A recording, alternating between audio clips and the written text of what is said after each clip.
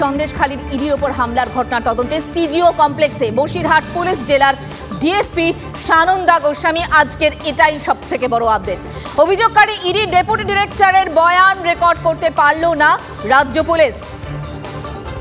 এই মুহূর্তে আরো আপডেট নেব। সিজার মন্ডল আমাদের প্রতিনিধি আমাদের সঙ্গে রয়েছেন। সিজার, দেখো, সন্দেশখালীর ঘটনায় শেখ শাহজাহানকে হাতে না পেলেও রাজ্য পুলিশের সক্রিয়তা কিন্তু দেখা যাচ্ছে সিজিও কমপ্লেক্স জুড়ে। আমরা দেখলাম আজকে সকালবেলাতেই 11:30 থেকে 12টা নাগাদ বসিরহাট পুলিশ জেলার ডিএসপি পদমর্যাদার আধিকারিক, যিনি ডিস্ট্রিক্ট এনফোর্সমেন্ট ব্রাঞ্চের দায়িত্বে রয়েছেন, সেই সানন্দা গোস্বামী তিনি আসেন এবং তিনি এসে কিছুক্ষণ পরে বেরোন এবং তাকে আমরা জিজ্ঞাসা করি যে কী কারণে তারা এসেছিলেন। যেটা ইডির কমপ্লেন ছিল, অর্থাৎ ইডির শেখ শাহজাহানের বিরুদ্ধে যে অভিযোগ ছিল, সেইখানে অভিযোগকারী ডেপুটি ডিরেক্টরের বয়ান রেকর্ড করতে তারা এসেছিলেন। ভিডিওগ্রাফি করার কথা ছিল এবং তার দাবি যে 3বার নোটিশ করা হয়েছে, তারপরেও কিন্তু তাকে পাওয়া যায়নি এবং আজকেও তিনি ব্যস্ত থাকার কারণে তার বয়ান রেকর্ড করা যায়নি। কিন্তু এখানে একটাই বিষয় আসছে, যেখানে মূল ঘটনা, মূল অপরাধের ক্ষেত্রে শেখ শাহজাহান বা সেদিন যে মব যারা এই হামলা চালিয়েছিল, যারা প্রকাশ্যে ছিল, তাদের কাউকে এখন পর্যন্ত কিন্তু পুলিশ গ্রেপ্তার করতে পারেনি। কিন্তু তদন্তের গতিতে কোথাও অনেক বেশি রাজ্য পুলিশ যেন গুরুত্ব দিচ্ছে যারা অভিযোগ করেছে তাদের বয়ান রেকর্ডের ক্ষেত্রে। কারণ এর আগে আমরা দেখেছিলাম শনিবার দিন যে আহত ইডি আধিকারিকদের তাদের বয়ান রেকর্ড করার জন্য সানন্দা গোস্বামী এসেছিলেন, হাসপাতালেও গিয়েছিলেন, সিজিও দপ্তরেও এসেছিলেন এবং সেই জায়গা থেকেই কিন্তু পুলিশের ভূমিকা নিয়ে এর আগে যে এটা ইডি প্রশ্ন তুলেছে, সেই প্রশ্নটাই কিন্তু আরও জোরালো হচ্ছে যে অপরাধীকে গ্রেপ্তার করার বদলে তারা অনেক বেশি অভিযোগকারীর বয়ান রেকর্ড করার দিকে গুরুত্ব দিচ্ছে কেন। অবশ্যই নজর থাকবে আমাদের সেদিকে। বসিরহাট পুলিশ জেলার ডিএসপি সানন্দা গোস্বামী, তার বক্তব্য শোনাবো আপনাদের, শুনুন। উনি বয়ান দিতে পারেননি আর কি, মানে আমরা 3বার নোটিস করেছি কিন্তু, এবং this is the second time we are visiting, but complainant somehow is not available. He is not দিতে পারেননি মানে উনি অফিসে নেই অ্যাভেলেবল? না, তিনি আছেন, উনি আদারওয়াইজ অকুপাইড আছেন। মেনলি কার পয়েন্টে রেকর্ড করতে এসেছেন? Complainant ED deputy director, he is a complainant. ED যে কমপ্লেনটা করেছিল ওটারই কেস। সন্দেশখালীর ঘটনার পর রাজভবনের তরফ থেকে কড়া বিবৃতি আমরা দেখেছি। ডিজির কড়া বার্তা ছিল এবং তার কড়া বার্তার পর চাপের মুখে সক্রিয় পুলিশ। নাকা চেকিং আমরা দেখেছি। সন্দেশখালী কাণ্ডে নেজার থানায় শতপ্রণোদিত মামলা রুজু। এই মুহূর্তের খবর, হিংসা, অস্ত্র ব্যবহার, অবৈধ জমায়েতের অভিযোগে এই মামলা। অস্ত্র দিয়ে আঘাত করা, সরকারি কাজে বাধার অভিযোগে এই মামলা। জামিন অযোগ্য ধারাতেও মামলা রুজু পুলিশের। আরও একবার আপনাদের জানাই, ডিজির কড়া বার্তার পর চাপের মুখে সক্রিয় পুলিশ এবং শুধুমাত্র কড়া বার্তার পর পুলিশের ভূমিকা নিয়ে বিভিন্ন মহল থেকে যখন প্রশ্ন উঠছে, তখন চাপ ক্রমশ বাড়ছে রাজ্য পুলিশের ওপর। রাজভবনের তরফ থেকে কড়া বিবৃতি দেওয়া হয়েছে। স্বরাষ্ট্র মন্ত্রক তারা রিপোর্ট চেয়ে পাঠিয়েছে এবং আমরা দেখেছি যে কেন্দ্রীয় তদন্তকারী এজেন্সিগুলো একের পর এক গতকাল বৈঠক করেছেন। ইডি ডিরেক্টর তিনি রাতারাতি কলকাতায় চলে এসেছেন, একাধিক নির্দেশ দিয়েছেন এবং তাদের তরফ থেকেও সক্রিয়তা আমরা দেখতে পেয়েছি। এবং সেখানে আরও দেখতে পাচ্ছি কি আমরা, সন্দেশখালী কাণ্ডে নেজার থানায় শতপ্রণোদিত মামলা রুজু। হিংসা, অস্ত্র ব্যবহার, অবৈধ জমায়েতের অভিযোগে এই মামলা। কি কি অভিযোগ রয়েছে রঞ্জিত আমাদের সঙ্গে রয়েছেন, জানাবেন রঞ্জিত। দেখো, কেন্দ্রীয় এজেন্সির পাশাপাশি রাজ্য পুলিশও সক্রিয় এবং রাজ্য পুলিশের ডিজি রাজীব কুমার তিনি জানিয়েছিলেন যে যারা দোষ করেছেন তাদের কিন্তু উপযুক্ত ব্যবস্থা নেওয়া হবে।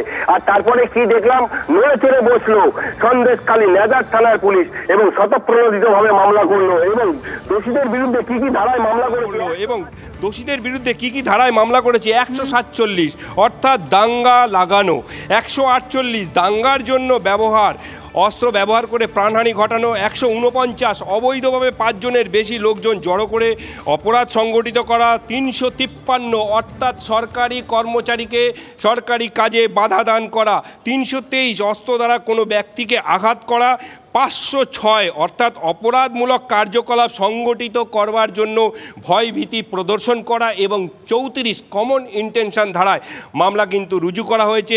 ইতিমধ্যেই নাজার থানার পুলিশ কিন্তু শতপ্রণোদিত ধারায় মামলা রুজু করা হয়েছে। তুমি জানো যে গত চলতি মাসের 5 তারিখে যেরকমভাবে যে ইডির তদন্তকারী কেন্দ্রীয় তদন্তকারী আধিকারিকরা রেশন বন্টন দুর্নীতি মামলায় যখন শেখ শাহজাহানের বাড়িতে অর্থাৎ সরবেরিয়ায় শেখ শাহজাহানের বাড়িতে যখন তল্লাশি অভিযান সংগঠিত করেছিল সেই সময় বাধাপ্রাপ্ত হতে হয়েছিল এবং রক্তাক্ত হতে হয়েছিল ইডির তদন্তকারী আধিকারিকদের।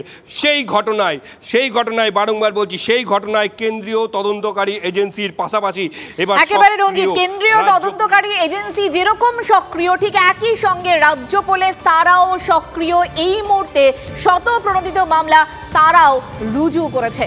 এরপরের খবরের দিকে আমরা নজর রাখবো। ইডির অফিসারদের ওপর হামলার 5 দিন পার হয়ে গিয়েছে, এখনো মূল যে প্রশ্ন কোথায় মূল অভিযুক্ত সেই তৃণমূল নেতা শেখ শাহজাহান, কেন তাকে ধরা যাচ্ছে না? অমিত শাহর মন্ত্রকের রিপোর্ট তলব, রাজ্যপালের কড়াকড়ির পরও কোথায় ধরপাকড়?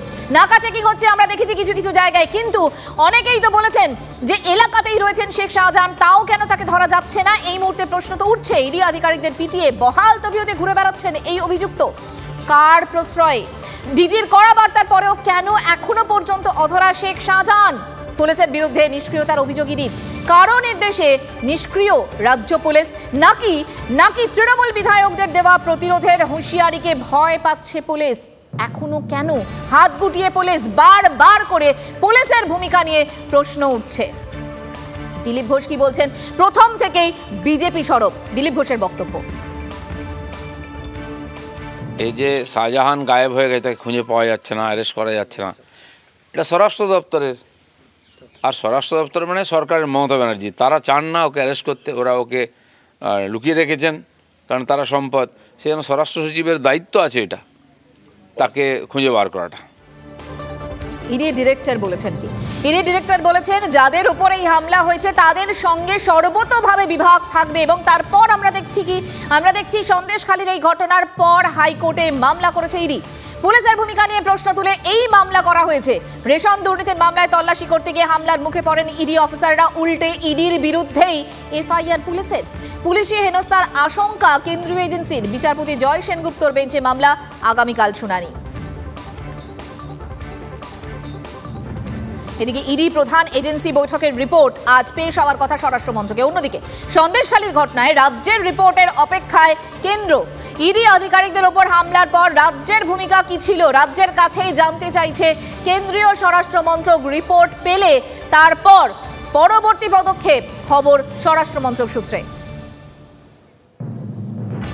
বিজেপি নেতা দিলীপ ঘোষের বক্তব্য আরও একবার শুনুন। কেন্দ্রীয় এজেন্সি এখানে তদন্ত করতে এসছে, তার সুরক্ষা তো দিচ্ছে না, পর্যন্ত তাদেরকে আক্রমণ করা হচ্ছে। একবার নেই, বারবার তাদেরকে আটকানো হয়েছে, ঘেরা হয়েছে, কালো পতাকা দেখানো হয়েছে, গাড়ি ভাঙা হয়েছে, এখন তো শারীরিক নিগ্রহ করা হলো। এটা তো খুবই চিন্তার এবং লজ্জার বিষয় পশ্চিমবাংলার ক্ষেত্রে। তো স্বরাষ্ট্র দপ্তর থেকে তার খোঁজখবর নেবেই, তার রিপোর্ট চাইবেই এই ধরনের ঘটনা ঘটেছে যেখানে। রাজ্য পুলিশের সক্রিয়তা কিছুটা হলেও লক্ষ্য করা গেছে। নাকা চেকিং এর কথা বলছিলাম, শেখ শাহজাহানের বাড়ির সামনের রাস্তায় নাকা চেকিং। সন্দেশখালীর বিভিন্ন অঞ্চলের সঙ্গে যুক্ত রাস্তাগুলিতে নাকা চেকিং চলছে, সেই ছবি ধরা পড়েছে ক্যামেরায়। ছবি দেখাচ্ছি আপনাদের। বাসে তল্লাশি চালানো হচ্ছে, শুধু বাসে নয়, অটোয়, গাড়িতে তল্লাশি চালানো হচ্ছে। শাহজাহানের বাড়ির কাছে এই তল্লাশি করছে পুলিশ।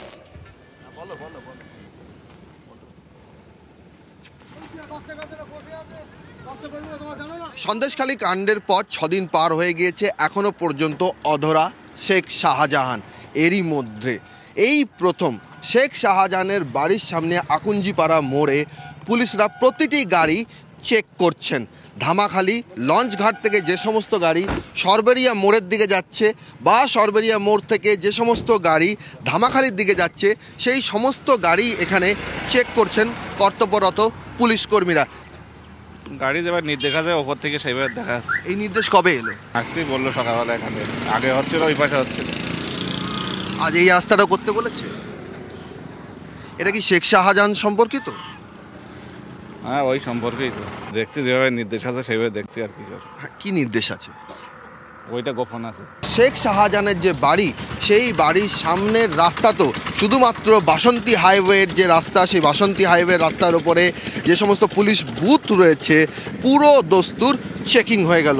এখানে নেজাত পুলিশ স্টেশনের যে বুথ রয়েছে সেই পুলিশ বুথের তরফও প্রতিটি গাড়ি, সেটি অটো হতে পারে, বড় ট্যুরিস্ট গাড়ি হতে পারে, বাস হতে পারে, স্কুল টিচারদের গাড়ি হতে পারে, প্রতিটি গাড়ি কিন্তু চেক করছেন এবং গাড়ি ছাড়ার আগে জিজ্ঞেস করছেন কোথা থেকে আসছেন, কোথায় যাচ্ছেন, ব্যাগের মধ্যে কি রয়েছে।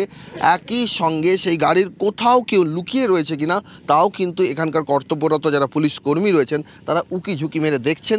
এখানকার যে নাকা চেকিং, এটা কেন হচ্ছে? আপনারা আপনার কাজ করুন, আমাদেরকে আমাদের কাজটা করতে দিন। সবসময় তো করি না, দরকার বিশেষ করা হচ্ছে এখন। আরে এখন প্রতিদিন চেক হবে, এখন দরকার। শেখ শাহজাহান যে এলাকায় রয়েছে তা নিশ্চিত করতে যে পুলিশ কর্মীরা এখানে তল্লাশি চালিয়ে যাচ্ছেন তার আরও একটা ছবি কিন্তু বাসের মধ্যে উঠেও কিন্তু এখানে পুলিশ কর্মীরা দেখছেন যে এখানের মধ্যে তারা যাকে খুঁজছেন সেরকম কেউ লুকিয়ে রয়েছেন কিনা। চেকিং হয় বাসের মধ্যে? না না না। হ্যাঁ, এভাবে চেকিং হয় বাসের মধ্যে? না, হয় না, এই প্রথম। এরকম কি চেকিং হয়? না, এরকম চেকিং কোনো জায়গায় দেখিনি। কর্তব্যরত পুলিশ কর্মী তো উঠে দেখলেন যে কি। হ্যাঁ, ওকে ওকে। এই কর্তব্যটা আগে থেকে করলে কি ভালো হয়? এরভাবে এরকম হয়েছে বলে না, এর অনেক ঘটনা ঘটে গেছে এর আগে। যারা এখানকার বাস যাত্রী রয়েছেন, বাসে যারা কন্ডাক্টর রয়েছেন তারাও বলছেন এই ধরনের চেকিং কিন্তু আগে দেখা যায়নি। নিশ্চিত হতে চাইছেন যে কোনোভাবে বাস যাত্রী সেজে, অটো যাত্রী সেজে, স্কুলের টিচারদের গাড়িতে, তার মধ্যেও শেখ শাহজাহান কোথাও ঘোরাফেরা করছেন না তো এলাকাতে। কারণ শেখ শাহজাহানের যা প্রভাব তাতে তিনি যদি কোথাও আশ্রয় চান তাকে না বলার ক্ষমতা কারুর নেই। ক্যামেরায় রজত শিকদারের সঙ্গে সৌরভ দত্ত, TV9 বাংলা, সন্দেশখালী। শেখ শাহজাহানের কথা বলছিলাম, এবার আরও এক কীর্তিমানের কথা বলি। কালীঘাটের কাকু সিঙ্গেল বেঞ্চের পর ডিভিশন বেঞ্চেও ধাক্কা। কাকুর কণ্ঠস্বরের নমুনা সংগ্রহের নির্দেশে হস্তক্ষেপ করলো না ডিভিশন বেঞ্চ। আদালত কি বললো? শ্রাবন্তী শাহ আমাদের সঙ্গে রয়েছেন, কথা বলবো। শ্রাবন্তী, দেখো, একই সঙ্গে কণ্ঠস্বরের নমুনা আগেই সংগ্রহ করা হয়েছিল, তবে এই কণ্ঠস্বর আদৌ তার কিনা এই যে পরীক্ষা তার উপরে আলাদা করে আর কোনো অর্ডার না হওয়ার জন্য যথেষ্ট বিপাকে পড়েছেন সুজয় কৃষ্ণ ভদ্র। তার আইনজীবী এসেছিলেন, বিচারপতি অমৃতা সিনহার যে নির্দেশ ছিল সেই নির্দেশ কেন দেওয়া হয়েছে এবং যাতে এর আগে আরেক বিচারপতি তীর্থঙ্কর ঘোষ তিনি বলেছিলেন যে ট্রায়ালের আগে যাতে কণ্ঠস্বর নমুনা এভিডেন্স বা প্রমাণ হিসেবে ব্যবহার না করা যায় সেই বিষয়টি মাথায় রেখে যদিও এদিন আলাদা করে কোনো হস্তক্ষেপ করেনি ডিভিশন বেঞ্চ, ফলে আলাদা এই কণ্ঠস্বরের নমুনা সংগ্রহ বা সেটি প্রমাণ হিসেবে ব্যবহার করার জন্য আপাতত কোনো বাধা থাকছে না ইডির জন্য। মঞ্জিরা, শ্রাবন্তী তুমি আমাদের সঙ্গে থাকো। আরও একটা খবর রয়েছে, এটা নিয়েও শ্রাবন্তীর সঙ্গে কথা বলবো।